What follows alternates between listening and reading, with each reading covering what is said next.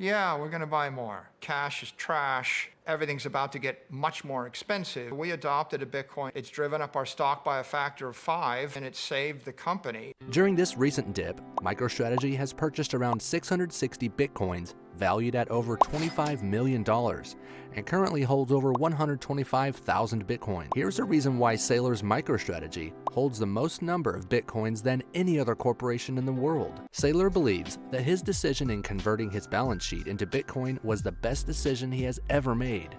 His company started acquiring Bitcoins in August 2020, hoping to beat inflation, and this strategy has helped his company in the current inflationary environment.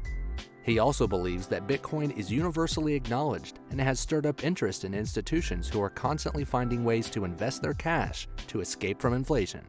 It gives me great comfort. I don't really think we could do anything better to position our company in an inflationary environment. 2 years ago, we were sitting on a bunch of cash, and that cash was losing about 10% of its purchasing power a year. And then when COVID struck and the Fed took a more accommodative monetary policy, that cash started losing 25% of its purchasing power a year. So my anxiety was maximized around April, May of 2020 when we had the K-shaped recovery, and I realized that cash is trash, everything's about to get much more expensive, and we needed a strategy. So we adopted a Bitcoin strategy.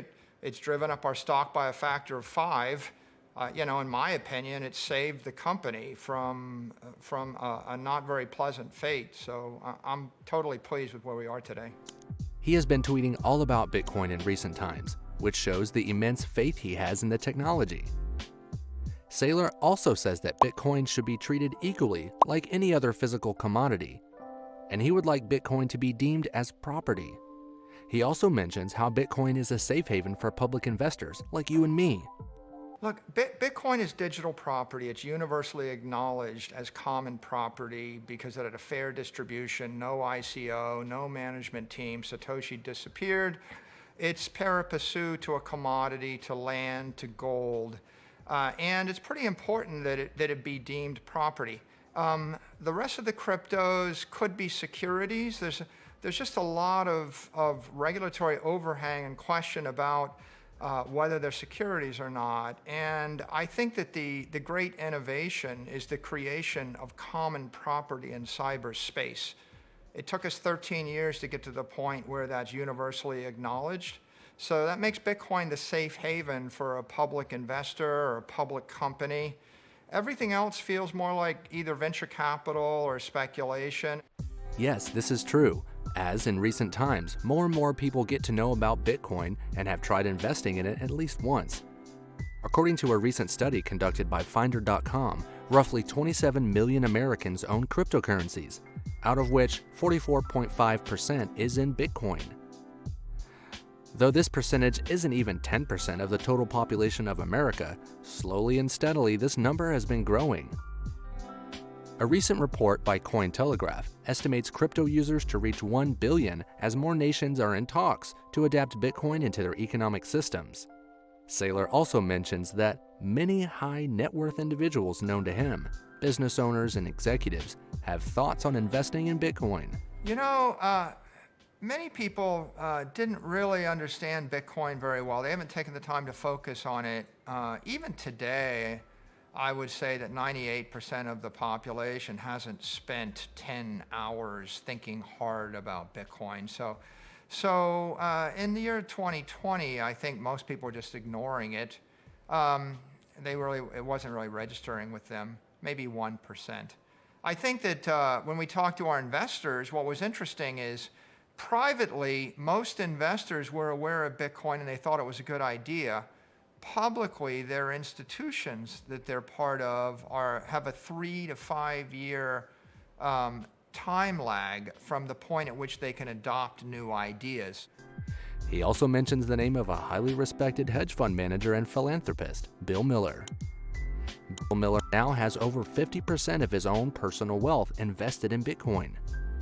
Miller also advises average investors to put just 1% of their wealth into Bitcoin and evaluate the results in 6 months to a year.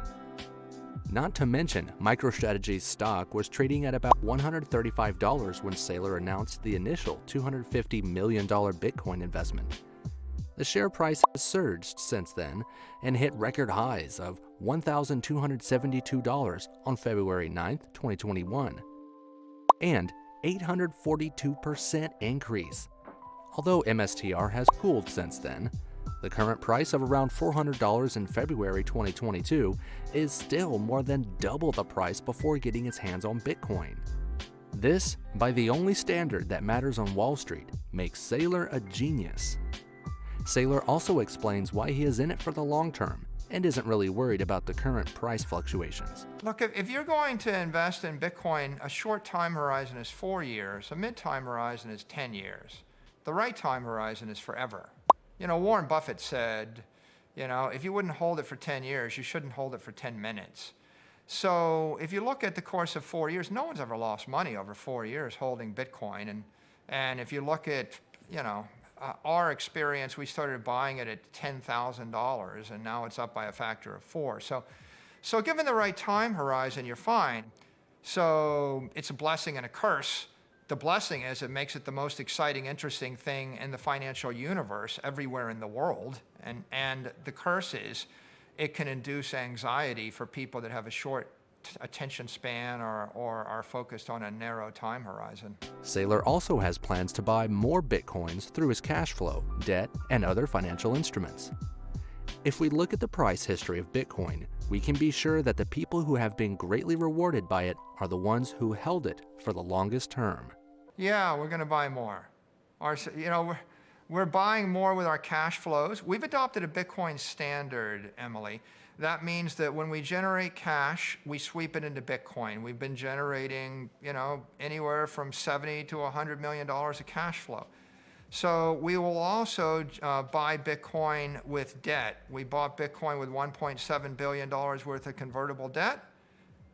We bought Bitcoin with a $500 million senior secured note that we pay 6 1/8% interest on. We also issued $1 billion worth of equity at the market, and we converted it all into Bitcoin. So combinations of cash flow, equity, debt, potentially through other partnerships. No one can predict the market in the short term, so our best bet is to keep investing in the market for the long term, rather than trying to time the market for the short term and potentially losing our long-term rewards. Since Bitcoin has already recovered quite a bit from its recent dip of $33,500, it is evident that the sentiments are changing and there is hope after all. What do you think about MicroStrategy's recent $25 million investment in Bitcoin? Is their decision good or bad? Let us know in the comments below. Until next time.